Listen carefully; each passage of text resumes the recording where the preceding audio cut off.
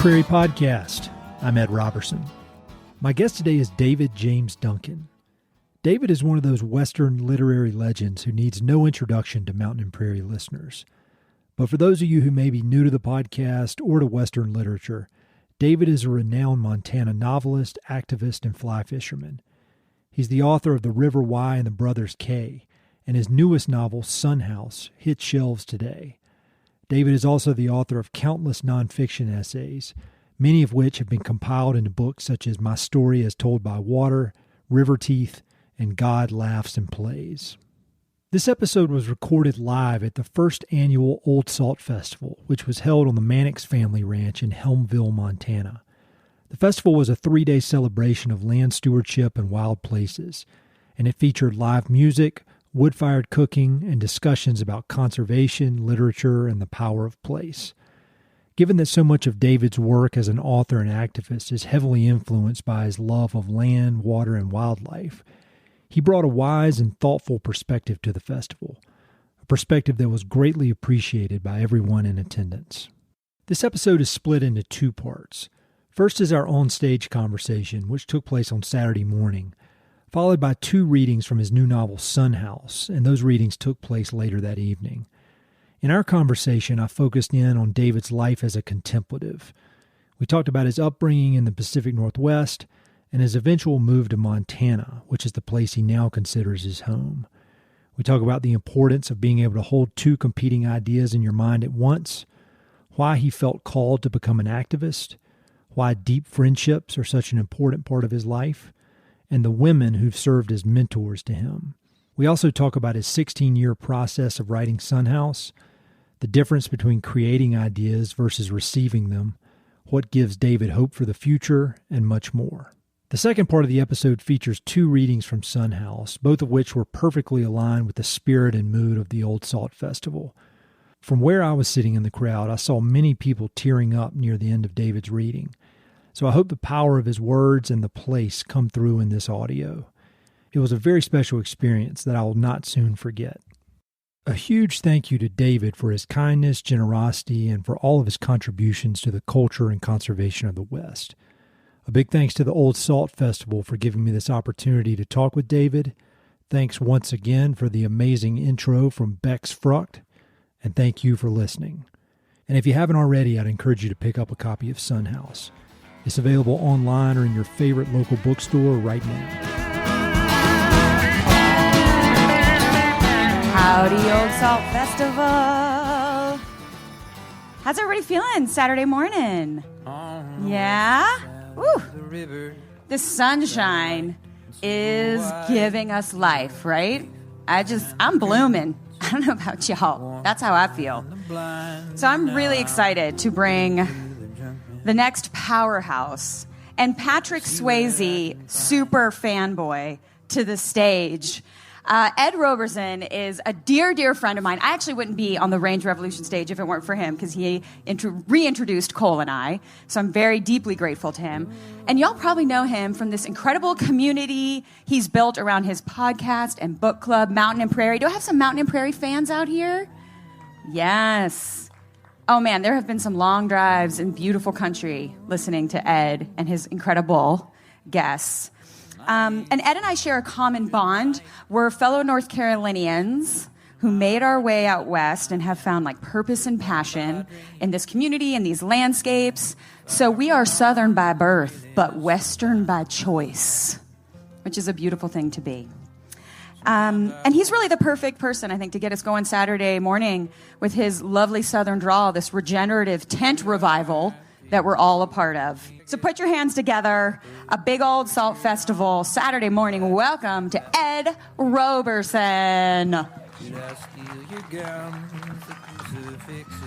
Thanks, Bex. I need more Bex in my life. She always is just so complimentary and sets me up, makes me feel like I might halfway know what I'm doing. Before we start, I want to thank Bex. She is just awesome. She's a powerhouse. I want to thank the Mannix family. I want to thank Cole for having me and for inviting me to do this. and then just the Mannix family for opening up this beautiful landscape for us to enjoy. As Beck said, I've got this podcast I just randomly started 7.5 years ago.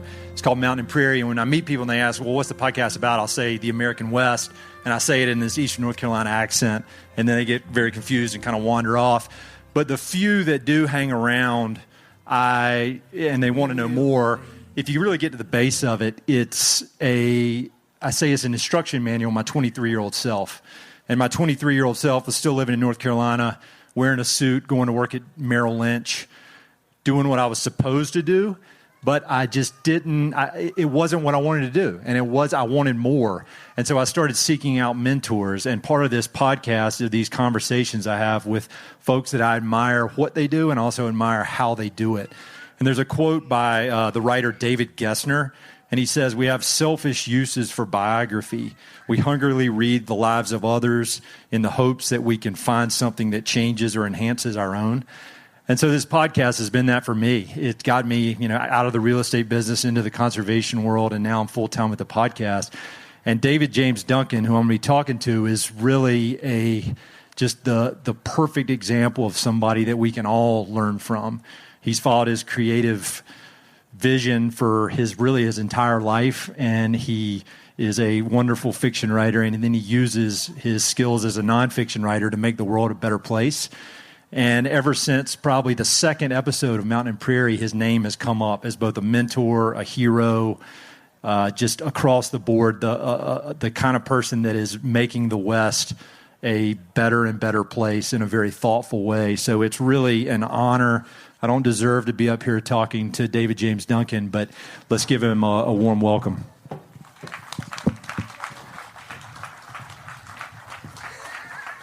He's nodding his head.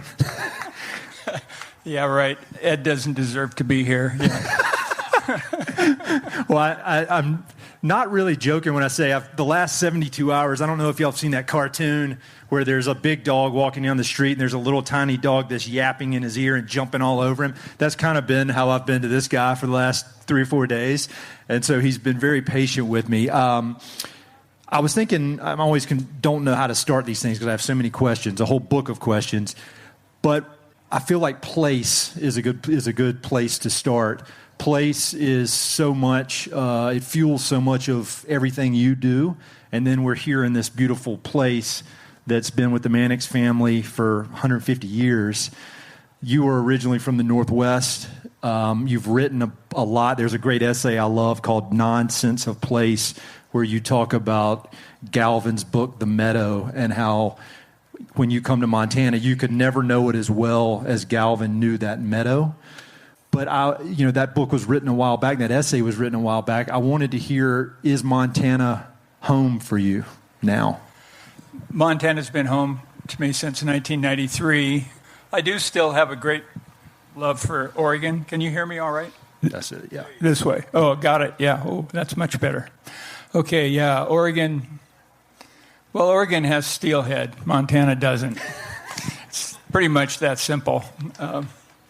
And I feel at home on salmon streams. Just the original sense of place I got. I was forced to attend Seventh-day Adventist churches as a child, and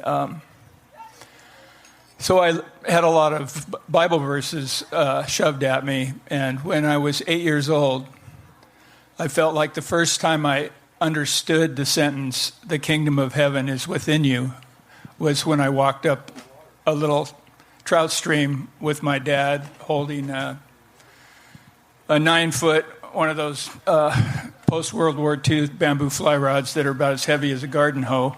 But and I hooked myself in the ear with a mosquito. But it was an incredibly beautiful day. I just being on that stream. There's little home movies of me when I'm 8 with that fly rod, and that was the beginning of something that has consistently been part of my life story throughout. Rivers help me recover from whatever sadness there may be, and I've lived on them almost all my life. You've written, or I read an interview with you where when I was preparing for this, and you said you can't be in a hurry to write about a place. And your newest book that'll be coming out in August, Sun House, there's a lot about kind of your new home.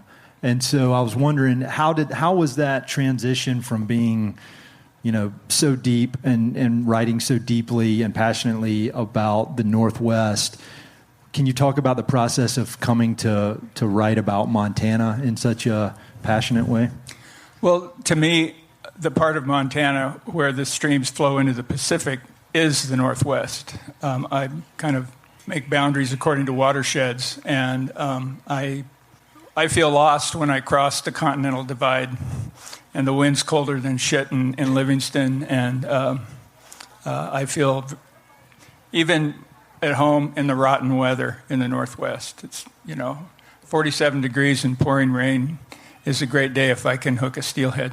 Yeah, so I'm addicted to the Northwest, and also my family's scattered around the Northwest, and so I drive it a lot. I drive very eccentric routes that keep me on rivers when I'm going to Portland or Bellingham or Seattle or Ashland or wherever, and it's just an ongoing thread. If there's running water, I feel at home if it ends up in the Pacific.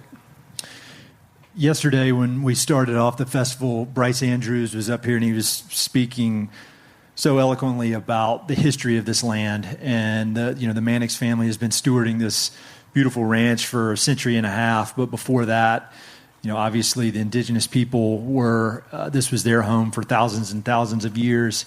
And David, in some of your essays, you've written in such a clear way about the need to be able to hold two ideas in your head, and I feel like everybody here is passionate about land stewardship, passionate about, keeping this beautiful landscape intact.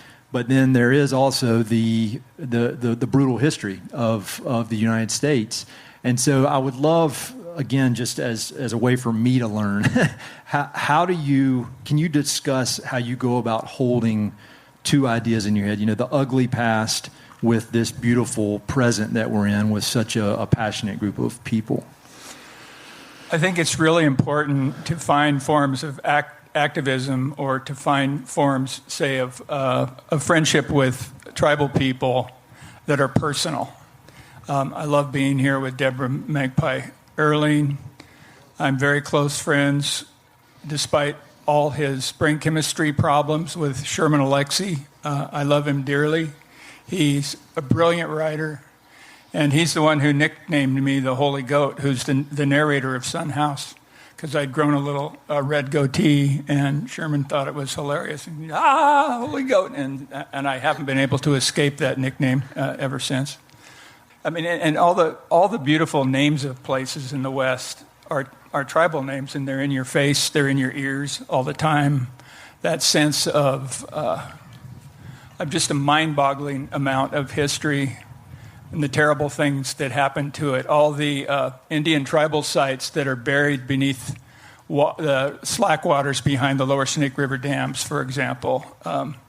Places where people lived continuously for 11,000 years, and they just threw some plastic over it and inundated it. And they should be global historic sites. I like to say that inviting the Army Corps and Bonneville Power Administration to steward wild salmon is like turning over a national drug rehab program to meth cooks. And we're still dealing with that, but I think the tide will change. I just don't know when. Well, that leads me to another topic, is your activism. I was first introduced to your work. A buddy of mine gave me River Y when we were headed out for one of my first big adventures I had back in 2002. We were headed to Argentina, and I'll never forget, he handed me that book, and he said, "You got to read this." And so I always have just that cover sticks in my mind as the perfect book at the perfect time in a transitional phase of my life. And I think everybody here has some relationship with your work like that. But you're also, you use your pen for nonfiction and to go to play a role in trying to solve some of these challenges. And there's a quote I read somewhere, or an idea where you said that creatively you love fiction, you'd love to do fiction all day, but nonfiction, you have to do it.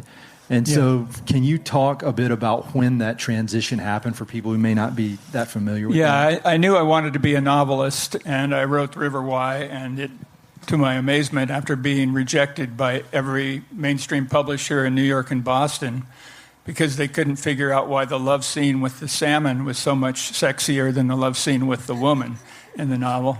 And then my next book was The Brothers K. It was a way of being with big brothers again.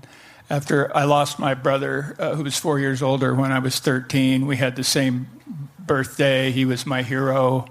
And it felt fantastic to spend 6.5 years writing a novel that brought back big brothers and allowed me to imagine what his life might have been had he lived into the Vietnam era.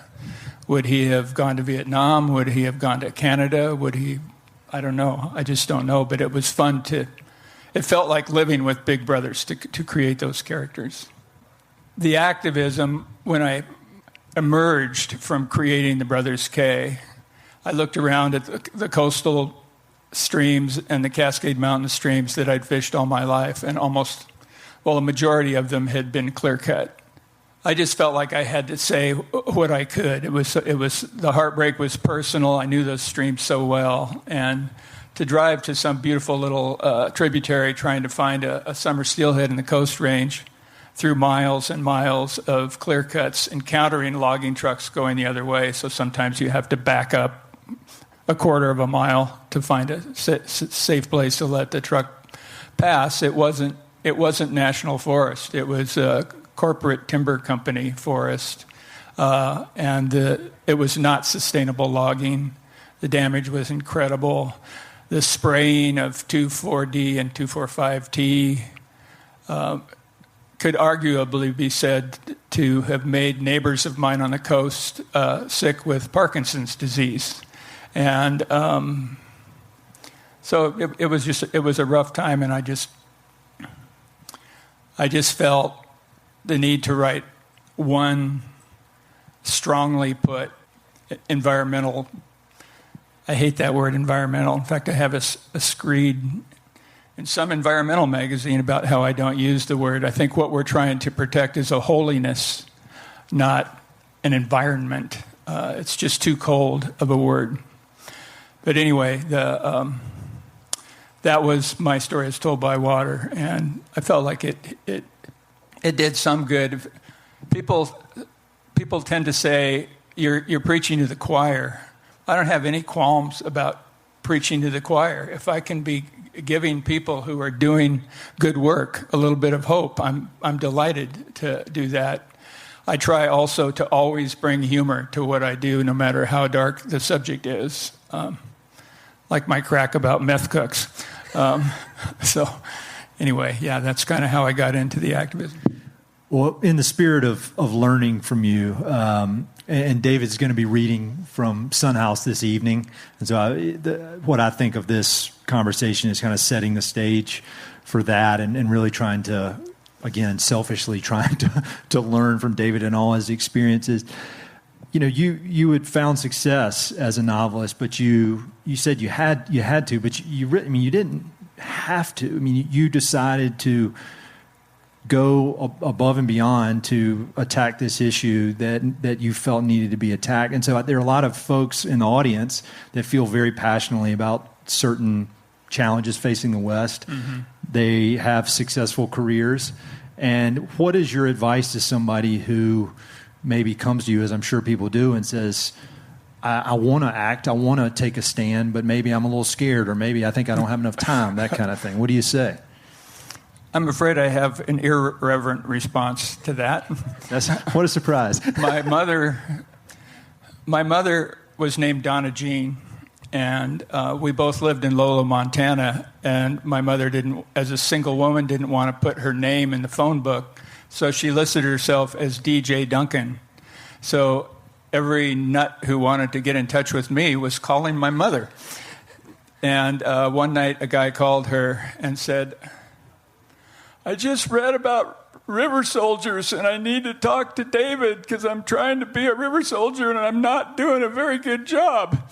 And my mother was able to sympathize with this guy where I might have hung up. So anyway. Depends on the guy who approaches me. Sure. Some people who are in the corporate world are really doing wonderful work. And some literary types, the poet David White is one person who's discovered that thread and has addressed a lot of corporate gatherings. Paul Hawken, he's a close friend. He's done a lot of that kind of work. I just don't have a gift for it. I'm really uncomfortable in a suit and tie and a kind of a boardroom setting or, a conference room at the Ramada Inn or whatever it is. This is a really good place to be talking about this stuff in comparison. It's hard to talk with you for, very long at all without you mentioning friends. And I feel like you have so many deep, deep friendships across the board with a wide range of people. Yeah. And one that comes to mind when we think about this particular area of Montana is you and Rick Bass and some of the work that some of the activism you've done. Mm-hmm. And then, there's so much reverence in this part of the world for Brian Doyle, who was such a great friend of yours. And I was wondering if you could talk a bit about kind of the energy that's created from all these friends that you have, because I feel like that really is a core part of your power, your operating system. Yeah, to be friends with, being friends with Rick Bass is like being friends with a lynx. We did a book together, but I never knew where he was or what he was doing. He was off in the wilderness somewhere, and then I would find him once in a while. But I've been friends with some of my heroes, including Wendell Berry enormously. The poet Jane Hirschfield is a dear friend. But and I mentioned Paul Hawken, I mentioned Sherman, but there are like 25 more. And when you know a circle of, and also just my friends in Missoula, where I've been since '93. I mean, I have a ear, nose, and throat doctor who's one of the most humane people I've ever met in my life, and he's also the most excellent birder and an excellent bird photographer. So, he's dragged me into the world of birds. I always enjoyed being in touch with him on trout streams, but we've gotten, way more intimate. He's helping introduce trumpeter swans in their proper valleys, and the thing that having so many great friends. When I've gone through a couple of really hard things in my personal life, that my friends come out of the woodwork and do incredibly kind things. And that same Phil Gardner, when I got bumped out of the house where I'd lived for 29 years on Lolo Creek and was feeling very disoriented in a new spot, after losing a marriage of 34 years, I would find food on my porch, breakfasts that Phil Gardner would have driven across Missoula and then all the way back again before his long day as a ENT to leave me breakfast. And that's just crazy kind.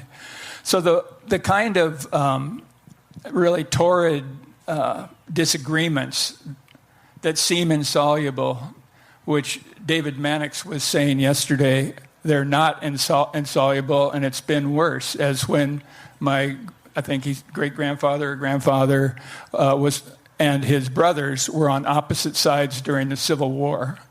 So in that dark way, that's another source of hope. And the people that I'm friends with are just so wonderful that I've never felt alone in a hostile world, which seems to spawn so much of the really bitter, antagonistic rhetoric between two sides. Another thing that consoles me is that there have been 5 great extinctions on the earth, and we're living in the 6th and hugely responsible for it. But the earth herself, without human help or hindrance, has brought back biological diversity every single time. And it'll be on the Earth's own sweet calendar, which might be really rough for human beings because it's slow.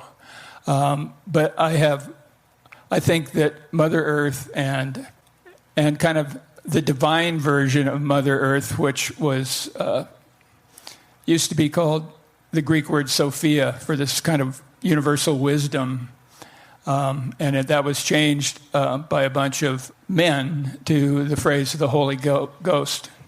But it means, that's why I'm the Holy Ghost, goat. Anyway, important distinction. I'm the goat, not the other one. But anyway, that's, I'm going to steal a line from Son House.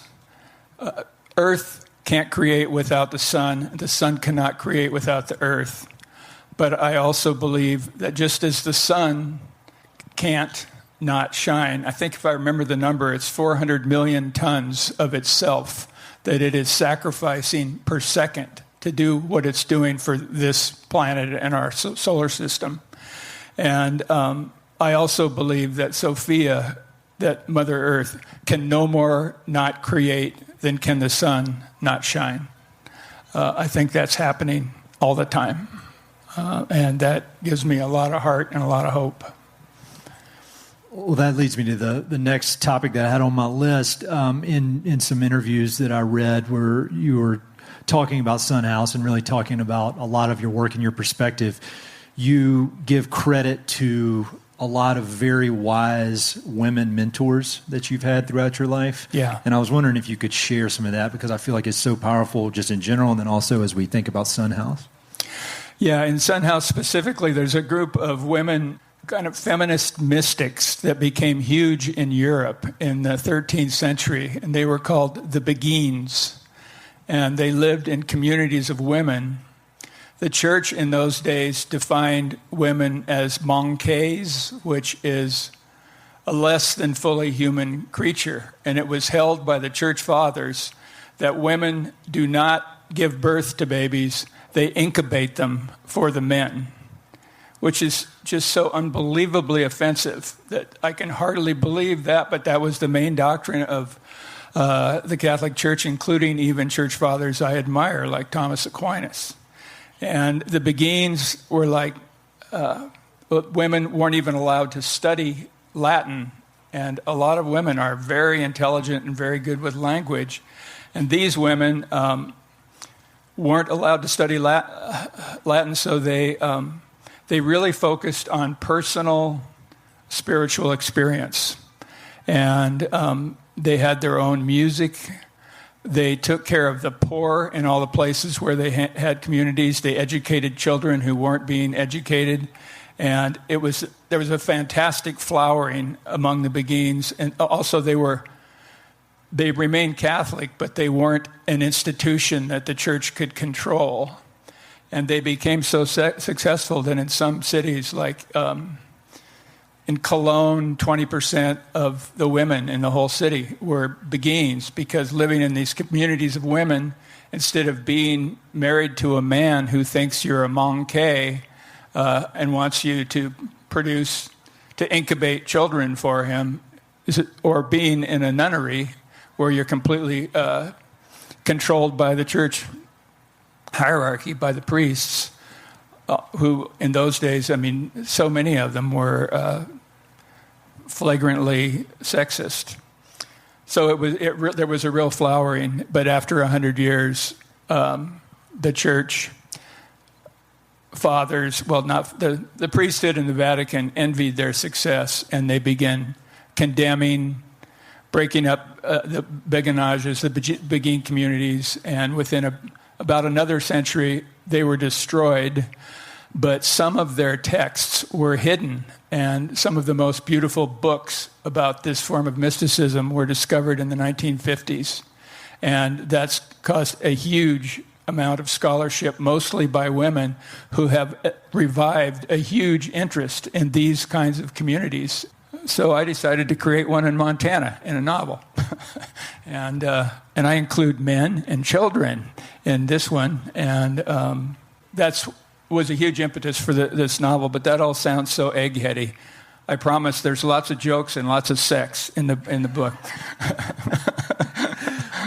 Well, while we're talking about Son House, and again, David's going to read from it this evening, but it is I don't have the language. David's the language guy. Impressive to the 100th power piece of work, and it is, I think, I said 350,000 words, and then David said, I've since added some more, so now it's 370,000 words.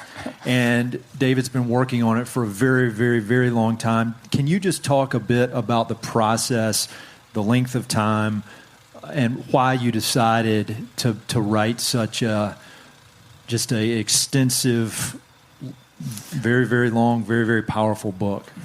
Yeah, to try to ground something like what happened to the Beguines, like I just told you about, not with didactic prose like Ed and I are using, but with lyrical prose, things that are fun to read, even if the story is dark. I just feel like in fiction, I want to create joy or the kind of beautiful sadness that were in some of the Lucky Valentine songs that we just heard.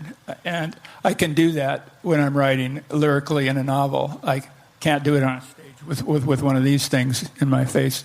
I also had the incredible experience. There's a man named Michael Peach who's the CEO of Hache Book Group, and he tried to publish The River Why in 1980 and failed. But when he failed, he was very upset, and every time anything good happened to The River Why or The Brothers Kay or any of my books, he would write me kind letters. And we got back in touch again in about, 16 years ago. It was 2007. I don't know if my math was right, but it was 2007. And having an editor who is the CEO of Hache Book Group made it possible, when I was so slow, for him to give me 10 contract extensions. Any other editor, off with his head, on the third one. And so Michael hung by me, but I was working really hard, and he would see the amount of work I could do in a year sometimes was only 100 pages. But he would read that every time, and every time he was thrilled by the positive changes I was making, and he had more faith that I would reach the finish line, I think, than I did. But with his patience, his incredible patience, and his excellent editing, which was sometimes very painful, I made it. One example of Michael's editing, the ending of the novel, is maybe the most beautiful thing I've ever written. And it came to me about 8 years before I finished the damn novel. And I sent it to Michael, and he said, "Oh, my God, you've created the cathedral ceiling. This is beautiful." And I was like, ah. And then he said, "And so now that you've created the cathedral ceiling, you need to create 5 or 6 flying buttresses to support the cathedral ceiling."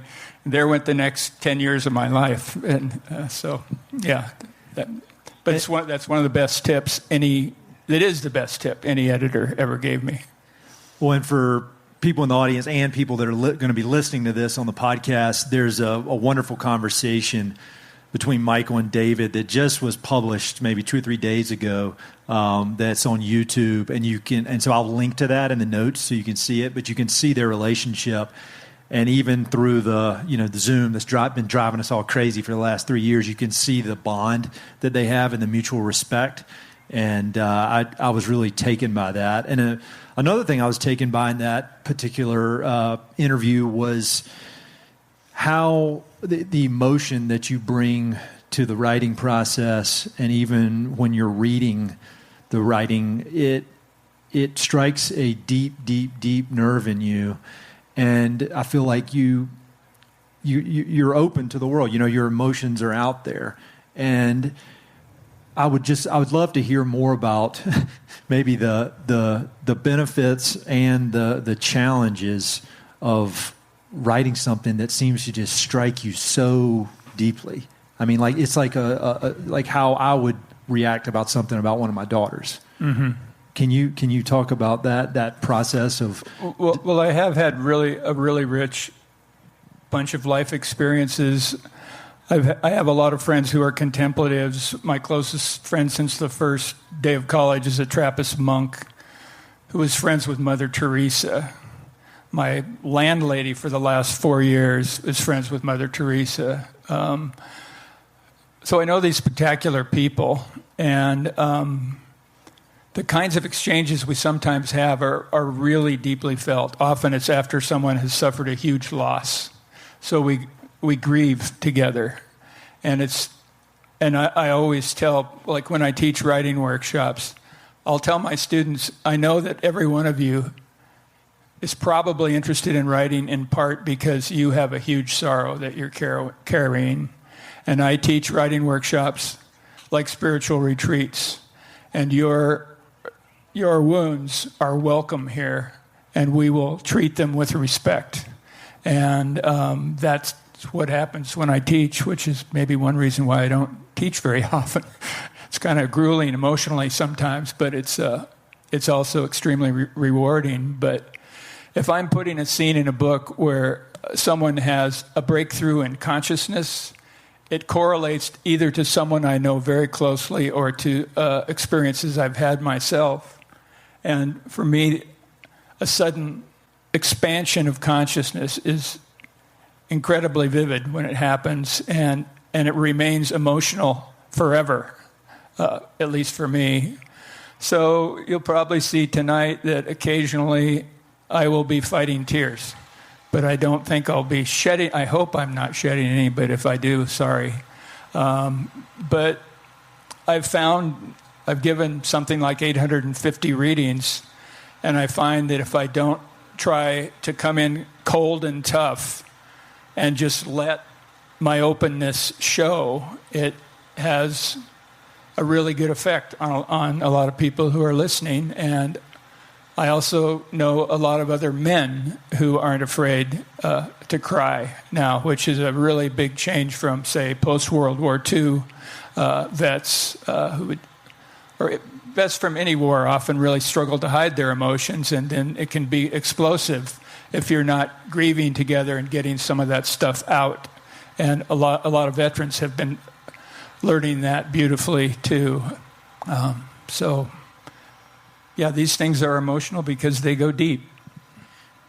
And I've read, when you write about place, and then also when you write about your writing, there's a lot about, being open and almost letting the universe, for lack of a better word, just kind of come through you.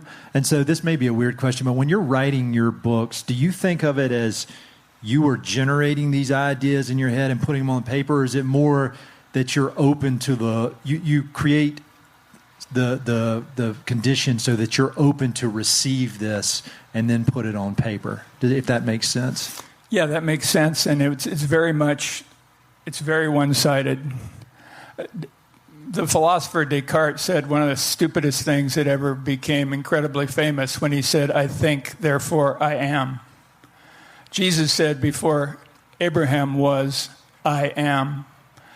Jesus is our role model if we have interest in that spiritual tradition, and Descartes pisses on before Abraham was, "I am," when he says, because I think. It's because we live that we are. Being is what's important. Being here together on this, what turned into a day that's pretty much making up for last night.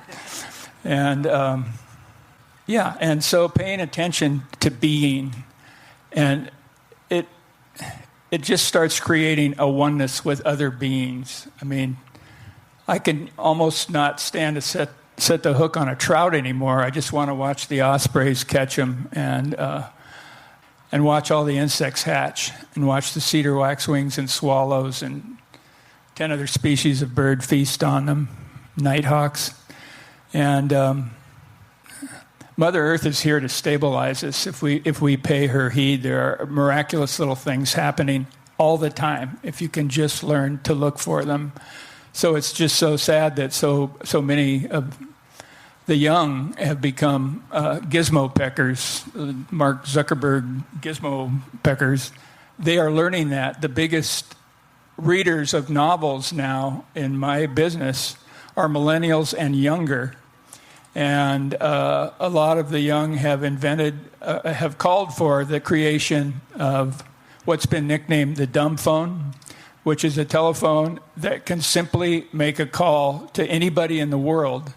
And it doesn't send you any Zuckerbergian oil derricks that inserts in the tops of your head to suck out all your interests and throw it back at you as some fucking ad. And the oil derrick idea was this guy's.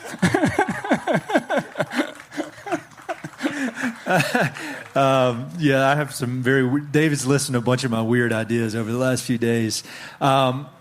Last thing, we could just do this all day. Or I could. You'd probably run away. Thank God we won't be doing this all day. I can just continue to follow you around and ask you questions. Oh, boy. So last question for you. This is just such an inspiring event. Every single person here is just so cool and so coming at life in a way that I think is inspiring. And so, David, I'd love to hear, you're deep in a lot of the bad things that have happened, and you know a lot of the bad things, and you fought against a lot of the bad things, but you also see some of the best parts of humanity. And so I'd love to just wrap it up with what's giving you hope these days, what's making you feel good about the future. Well, I think a lot of people have learned that, it's been a dark time for quite a while, and a lot of people have learned that to get your hands on anything that you can probably do, and do those things that connect you to the living world, a lot of things I do are really small. They seem bigger in books because they get magnified, but one example is when I lived on the Oregon coast, every summer the streams drop when the rains end, and there are a lot of side channels that are created. And I liked to get good minnow nets and find kids and go to these side channels before they dry up, and all the little salmon and steelhead smolts that are trapped in them die. And the kids get in one end of the pool, and with an 8-gallon white plastic bucket and a net, I get in the other end, and they herd the fish toward me, and we get a whole bunch of baby salmon and steelhead smolts in the bucket, and they're going to come back as 8 to 15-pound coho salmon and steelhead, and it's just incredibly satisfying to do something real that makes a small difference. It just makes you feel so much better, and then you get more ideas. Well, this was wonderful. We've got more with David this evening, and so thank you all so much for your interest. Thank you, David, for everything you've done. Thank you for being so nice and generous with your time with me. It's really a great pleasure to know you, and thank you all for listening. Really appreciate it. Yeah, thanks a lot. Yeah, thanks. And this is the second part of the episode, which is a reading that David did on stage later in the day from his new novel, Sun House. A couple of odd facts. I'm a fourth-generation Montanan, and I never saw Montana until I was 40 years old. My dad was born in the ranch house at the Silver Springs Ranch across the valley, Ruby River Valley from Sheridan. Being a fourth-generation Montanan sometimes means a lot of family dysfunction, and in my dad's case, it did. But I could always feel his love for this place, and when I finally saw it at 40 and moved here in 93, I just really wanted to make up for lost time. This place, Oregon, where I'm from is pretty beautiful. And I miss salmon country, but they're going extinct, and there are things here that I feel have a chance of coming back to life. That's what this whole weekend has been about. So I'm going to start by reading a chapter in which one of my main characters makes it from the Pacific Northwest, from Portland and Seattle to Montana. And this is called Both an Angel and a Storm. and starts with two little quotes. One's from Willie Nelson, 3 chords and the truth. That's all a country song is. And then another woman is a character in my novel named Ona says to Willie, if only. October 6th, a little after 1 p.m., Risa got a call in Portland from the crematorium in Seattle that her father's ashes, my voice will wake up in a minute, that her father's ashes could be picked up that day if she could make it there by 6 p.m. Her father died of pancreatic cancer. They had a complex life, complex relationship. This was the timing she'd hoped for. Dave had requested that his ashes be released in a high Montana meadow and had drawn her a map of how to get there. If she drove long and slept short, she could release Dave's ashes in his high Montana meadow on her 30th birthday. Why did that timing feel like a gift? Reciprocity. Dave had showered her with gifts. A crimson Ford Explorer, which she called the Exploiter because she didn't really want it, but it was going to be his getaway car from Seattle. The worth of his Seattle house, a life insurance payoff, and 2 storage units apparently stuffed with Montana-appropriate gifts in the small town of Elk Moon City, Montana. To use her birthday to release him in his meadow was the one needed gift she could bestow in return. She packed for a probable cold night camping in under an hour, filled a thermos with hot lapsang souchong, cream and honey, and a cooler with sandwiches and snacks, and hit the road. Tacoma was bumper to bumper, but moving steady at 10 to 30 miles an hour. She made it to the crematorium with half an hour to spare. The rigmarole wasn't too time-consuming, but the marbled plastic urn containing Dave's ashes was mauve. So wrong, but no time to change it.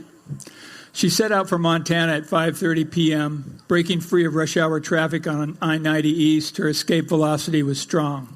The Exploiter cruised up and over the Cascades, through the night-blackened pines of Cle Elum and Ellensburg, rain shadow country, past Chaparral and the last increasingly small pine forests, past the huge green circles of center pivot agriculture over the oceanic swells of the Palouse with its vast dryland wheat farms, past Ritzville, Sprague, Spokane, Coeur d'Alene.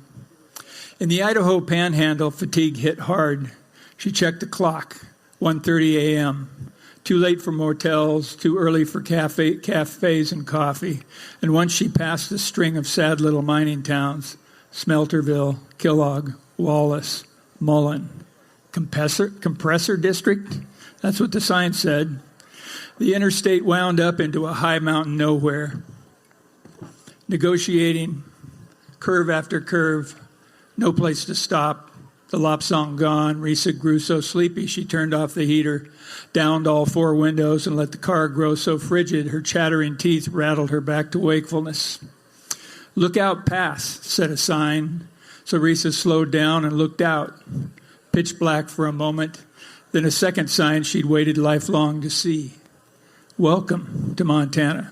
Her father had never brought her there. That was one of their issues. Her spirits had already, and that's true for me too, her spirits had already improved when a third sign invited her, as Dave had promised, to drive any damn speed she liked, so long it was, quote, reasonable and prudent.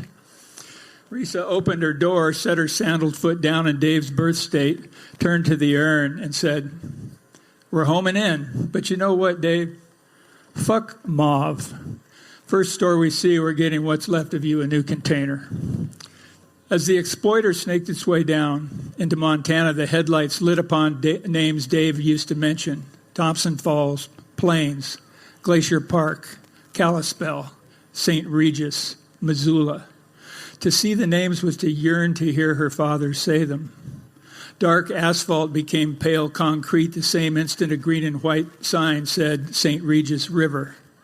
Realizing she was on a bridge, Risa saw a young, handsome Dave swivel at the steering wheel, craning his neck to glimpse the water below.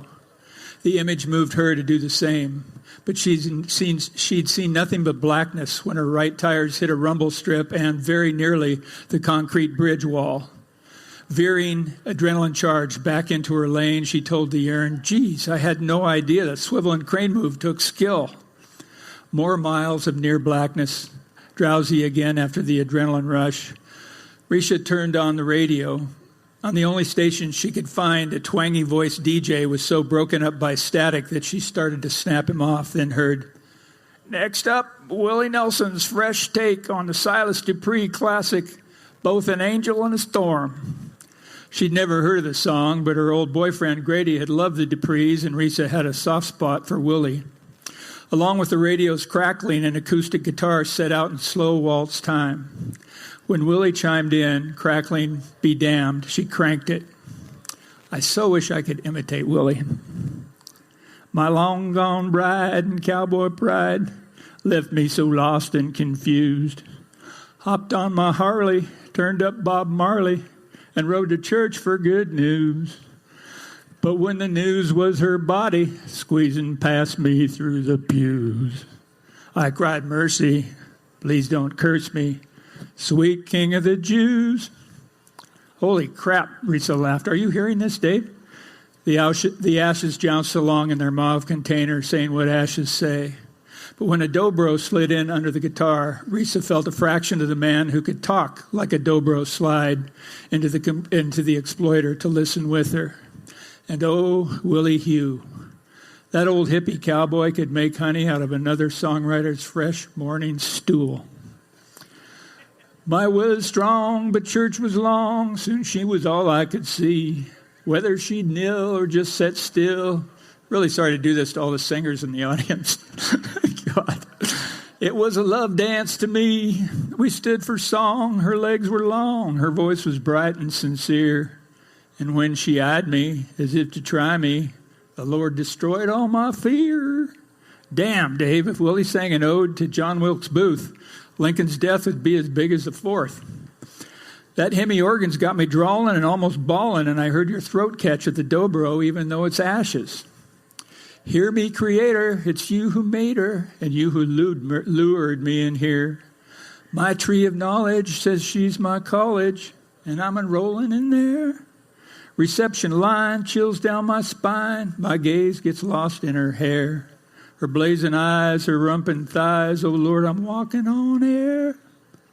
I sang this to my mother when she was on hospice because she asked me to, and she was dying laughing.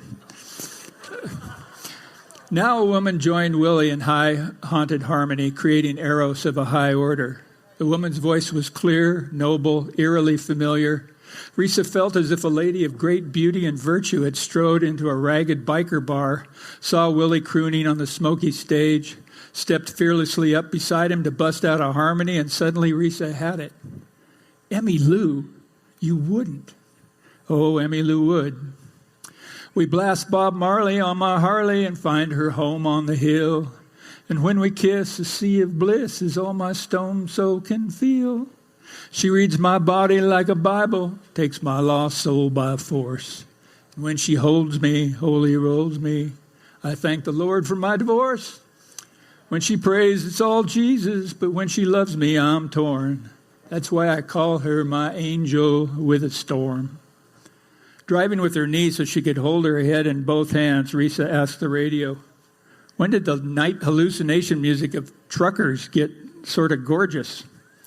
I thank you, Lord, that I've been floored. I praise your works to the skies. Crazed by her hips, mad for her lips, I crash and burn in her eyes. When she prays, it's sweet Jesus, but when she loves me, I'm torn. That's why I call her my dear angel and my storm. The guitar, band, and choir all vanished. A retardando made the voices feel like slow cirrus clouds sliding across a crimson sky at sunset. And when a lone French horn joined Emmylou and Willie in aching three-part a cappella, Risa nearly expired from happiness. Yeah, when she prays, it's sweet Jesus. When she loves me, I'm torn. That's why I call her both my angel and my storm. Pope John Paul, Risa shouted into the night. St. Willie Nelson today. What's it take? 2 miracles? That face, those braids, that voice, his conversion of cow pies into hymns? There's 5, counting both braids. St. Willie Hugh. What a ring it's got. You'd convert 1 million in a day. On the far side of the freeway, lights up ahead, she saw gas pumps and a 24-hour gambling and guzzling establishment that could have been a scene from the musical crime she just relished, the $10,000 silver dollar saloon. It's $100,000 now, I think. St. Willie, guide me, Risa prayed and took the exit. Giving the saloon casino a miss, she pulled up to the pumps, took in the rough old pickups parked here and there, and made a mental note to stop by a rental car agency to filch stickers that claimed the Crimson Exploiter belonged to Alamo or Hertz. She filled up, washed the windshield, strolled into the convenience store, used the restroom, washed her face. When she came back out, the clerk at the counter was a smoked and honey-cured-looking bouffant blonde who said, "You're up with the coyotes, hon." Copying the blonde's patois in accord with St. Willie's guidance, Risa said, "You too, hon. Hey, I got an odd request. I need 3 bags, 2 brown paper, 1 plastic. Nothing but the bags, please."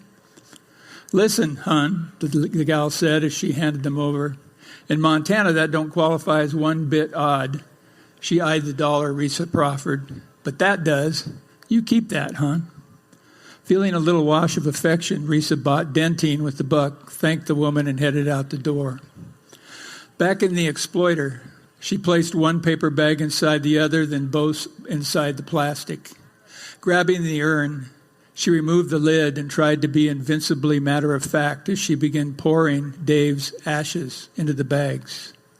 The remains were pouring in smoothly, and Risa was doing okay, when a parade of unexpected bone fragments clattered down like smashed chess pieces, raising a cloud of Dave dust that spun in the still air of the Exploiter, refusing to settle. Inside that galaxy of dead fatherness, Risa felt paralyzed. "Fight it," she ordered herself. Shaking the rest of the ashes abruptly into the bag, she waved aside the Dave galaxy, rolled the bag shut, throttled the urn like a neck, slammed on the lid, kicked open her door, stomped over to the convenience store trash can, shoved the urn in through the swing top, and relished the bang of it hitting bottom. Inside, the bouffant blonde looked up, startled. Risa waved and mouthed, "Sorry." The blonde's return wave and worn smile were right out of a St. Willie tune. As Risa stepped up to the Exploiter, she noticed its crimson growing more scarlet. Turning in a semicircle, she found the source. On the ridges high above the Clark Fork Valley, the tips of thousands of night-darkened larches, turning gold thanks to an unseen but rising sun. Just that fast, the day took on the bruised beauty of a dobro solo. "One last time," Risa whispered as she belted the bag ashes back into the passenger seat. "Fuck mauve. Before this adventure's over, you'll merge with the colors that created you. No others. Colors you loved all your life. No others." Firing up the Exploiter, she turned, reasonably and prudently, back onto the freeway and east into the sere palette of Montana. The next thing I'm going to read, I'm just going to rope them in right away and say that my friends Bryce Andrews and Cole Mannix assured me, and they're both renowned cattle growers, that it would be okay to include this scene in which a vegan woman from Sausalito, California appears. So, and this scene takes place in October 2016, and I need to add one detail. The narrator of Son House is called the Holy Goat because of a red goatee I grew on my chin during the early years of writing this book. And when my Spokane Indian friend Sherman Alexie saw it, he burst out laughing, nicknamed me the Holy Goat, and that name stuck to me ever since. The thing you need to know about this vegan is that she is not only not our enemy. When she moved to rural Montana from frickin' Sausalito, she immediately fell in love with an equally young, calf-roping, steak-loving, tobacco-chewing calf roper and cattleman named Buford Rains. So this is a Romeo and Juliet story. The scene I want to read contains a wonderful old ranch foreman who I just can't help saying I felt like I was seeing his first cousin when I was talking to David Mannix the other day. And the scene's titled, Clouds and Curtains Were in Their Bodies, and it begins with a quote from Mahatma Gandhi, which I believe with all my heart. He said, "Peace between two countries must rest on a solid foundation of love between individuals." Clouds and curtains were in their bodies. This is Cale the Pope. Cale the Pope. He's nicknamed after the Pope because he looks a little like Pope John Paul, which is not true of David Mannix. Sure, I'll talk about the truck we've purchased, Cale told me, the Holy Goat, as we met for drinks and dinner at the Loco Creek Steakhouse in Elk Moon City. I lived very close to the Lolo Creek Steakhouse for a lot of years, so it leaked in. The traveling abattoir, some call it, as if a French word can disguise a thing's purpose, to which I say, merde. A slaughterhouse and meat locker on wheels is what it is. But grim as that sounds, I'm not ashamed of it. Our ability to ready our own animals for market ended our need for the international beef cartel, freed us at the feedlots, and allows our cattle to die where they were born, same as I hope to do. So when Don Steedles and his sons drive the abattoir up, I feel duty-bound to help move the steers to the killing place. I can't pull the trigger, I just watch, and they wound me, those killings. But Risa once told me her hero, Meister Eckhart, says, "Every creature is a word of God." Ever since I heard that, I feel an obligation to feel wounded as each steer falls. Has there ever been a slaughter day, I asked Cale, where each thing that happened felt like it couldn't have gone better in spite of, or maybe even because of, this wounding you feel? Cale took a pull on his Knob Creek and pondered. Since we worked out how to conduct their life's end, it's much the same every time. Some things happened just last fall that hit me where I live, but it was after the killings and butcher work, and the abattoir had driven away, so it doesn't really speak to your question. Then I changed my question, the Holy Goat says. Tell me anything about a slaughter day that ever hit you where you live. Cale settled the way he does before he unspools a story. I was smoking a little Dominican cohiba I believe you once gave me, HD, to smell something besides the parted creatures I'd loved. And I was sitting on a boulder amid the gore-covered ground where 8 steers had just died. So I was surprised to see Regina Cloud heading in my direction. Feeling sure she'd veer off, I turned toward the sunset and steeped in my feelings. Next thing I knew, Regina was beside me, wearing an expression so kind it shook me a little. I then saw that to reach me, this sweet woman, vegan from birth, had gotten blood all over her pretty fake leather boots. That shook me a little more. When she then sat on the boulder beside me, reached an arm around me, and gave me the longest, gentlest half hug I've ever received, I was in trouble. I've been spying on you all day, she said, and you know what I keep seeing? How much you love the young cattle that died here today. It's in your body language. It's in your eyes this instant. You're all alone up here being heartbroken, Cale. That's why the hug. Well, thanks, I said, but can we not speak of it just now? Because as anyone will tell you, Cale the Pope does not cry. But if we talk more of this now, he might. So she didn't say a word. She did something worse. She lay her head on my shoulder and just left it there. Good God, HG, that moment, eyeing the blood on her boots amid the sad sense of Highland steers and blood, I felt so much love for this secret daughter, this beautiful place, and this way of life and death we've got going here. I could hardly bear it. The reason I choose to feel broken up, I told Regina, is a choice. Please explain that, she said, leaving her head where it was. More sensible cattlemen, I told her, choose not to love creatures they know they're going to have to kill. They keep it cold, which I understand. But I prefer to appreciate each steer from birth to death, its early doom in our hands included.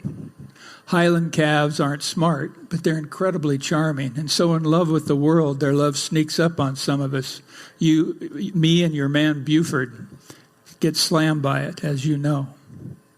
Short as their lives are, the land on which we tend them becomes storied by the goofy things calves do.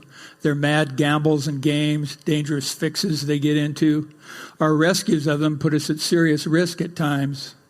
Then they reach 2.5 years, and all our brave rescues are undone by Don Steedle's unerring rifle shot.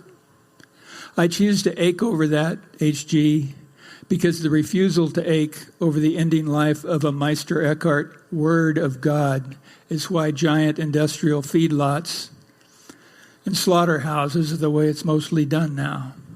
Far better to ache, is my feeling, than to pile horror upon horror on every animal and human involved in their departures. Did Regina have anything to say to that, I asked Cale. Her head on my shoulder said everything, until I blew it. Do you know Wendell Berry's hog-killing poem? I asked, and her head left my shoulder. Oh, my hell, I'm sorry. What am I saying? Of course you don't. Sorry, Regina. But it's a prayer, really, asking for the quickest, calmest kill possible, which is the best thing we can offer. Let them stand still for the bullet, Wendell prays, and stare the shooter in the eye. Let them die while the sound of the shot is in the air. Let them die as they fall. I love that animal on your plate, I'd like to say. And there's restaurants that sell their beef. I left out a sentence. To the people in those restaurants, he'd like to say, I love that animal on your plate. I delivered him to where we killed him, and I kept loving him as he fell. What you're tasting was, for once, done right. But what diner on a date wants to hear that? This diner, Regina told me. I came up to bloody my boots in what happened here and to hear you describe it, for which I thank you. But I also have a favor to ask. It would help Buford and me a lot if you'd talk to us both the way you're talking to me now, Cale, because we're not just in love with each other. We're in love with this whole place and don't wish to know it in some fractured carnivore versus vegan way. We want to know what's real here and to love whatever's lovable. And you're the Elk Moon long-timer sensitive enough to help us with that. Well, I said, if Buford's not too busy, there's no time like the present. So down the hill she went to where, at the end of the hard day he works every day, Buford was still tending horses. And I saw nothing but what's real as Regina reached him and right away kissed him, work dirty though he was. I saw what's real in the way she threaded her arm through his, in how he inclined his head to listen to her, in the easy rhythm of their walk as they set out toward me, the deep wear and dirt in their clothes as they drew closer, the October light in their eyes as they arrived. Regina's right, H.G. says to the Pope. You're the one to convey to her what's real here. You're an eloquent man, Cale. But Regina outdid me, H.G. Listen. When the two of them arrived at my rock, her first words were, the next animal you ask Don Steedles to drop, Cale, I want to be there. I want to be there with Buford watching. I want to see for myself that it dies as it falls. Then I want to see it butchered and help if I can. I want to know what this place we love turns a calf's body into and how best to take that body apart to feed people. Can I bear that? I don't know, but it's time I tried. She sought strength then, H.G., by drawing a deeper breath. And after it's been hung and aged, she said, and a maestro like you, TJ, or Buford grills it, I want one good-sized bite of Eckhart's Word of God. Hearing this, Buford's jaw dropped so low I could see his whole chaw.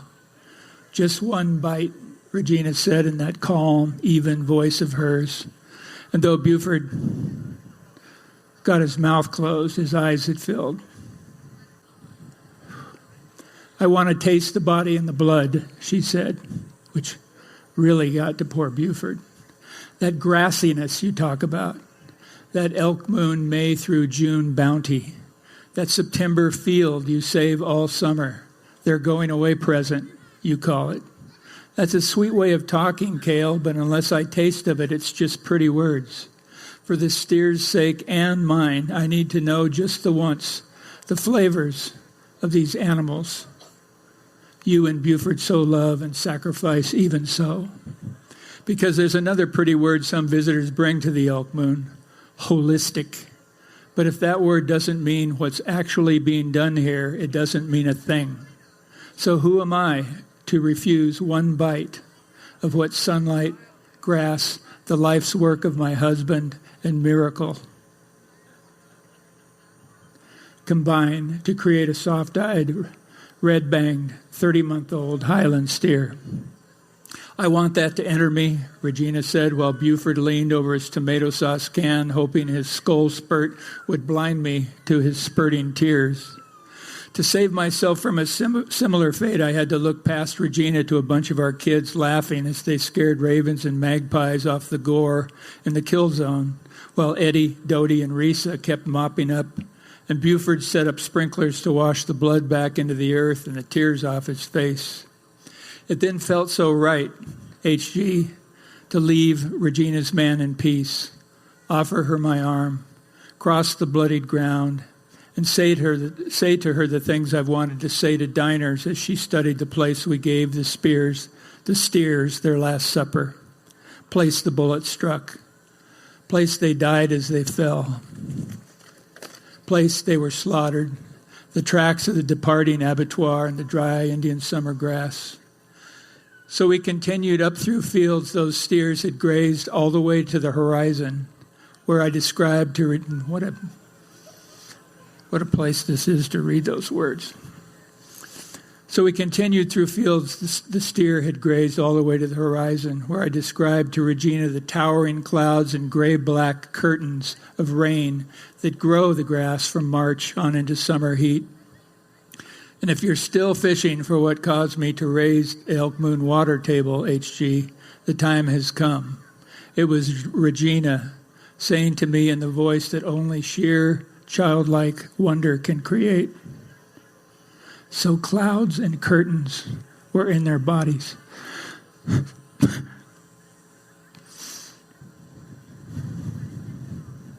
As they fell.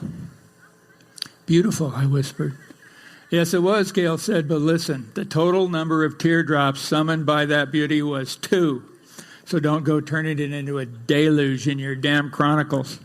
Only the 2, Cale, I swear to God, and in honor of each drop, my 2 favorite bourbon discoveries are headed for the liquor cabinet we've shared all these years. That a trace of spirits might be in our bodies as we fall, quoth Cale. God, I love the things that old man says and feels. That's it. Thank you.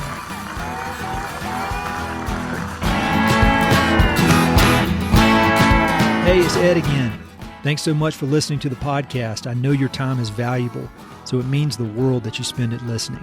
If you want to support the podcast and help it to continue to spread and grow, there are a few ways you can help. Number 1, pass it along to a friend or share it on social media. Word of mouth recommendations are the most powerful way for ideas to spread, so I'd love it if you could share the podcast with a few pals who might enjoy it. Number 2, you can go to Apple Podcasts and give it a 5-star review. Good reviews encourage the Apple overlords to suggest the podcast to others. So there's a link in the notes if you'd be so kind as to give it 5 stars. Number 3, you can support the podcast financially via Patreon, and there are exclusive benefits for those who do, including a monthly behind-the-scenes newsletter, Mountain and Prairie stickers, live and recorded video chats with podcast guests, and much more. Number 4, I've also got 2 emails that I send out. The first is my weekly email called Good News from the American West, which I send out every Wednesday. It's only positive news, something we can all use a little more of these days. And my other email is my bi-monthly book recommendations email. One email every other month with 5, 6, 7, or 8 books that I've recently read and highly recommend. The thousands of people on both of these lists will vouch for me. No spam or other funny business. And number 5, finally, check out my online store for Mountain and Prairie stickers, shirts, and coffee mugs. I've got some really cool designs from Western artists with more on the way, so head to mountainandprairie.com/shop to check it all out. I'd love to connect with you. I'm on Instagram and LinkedIn, so look me up on either of those platforms by my name or through the links on my website. All right, that's it. Thanks so much for your support.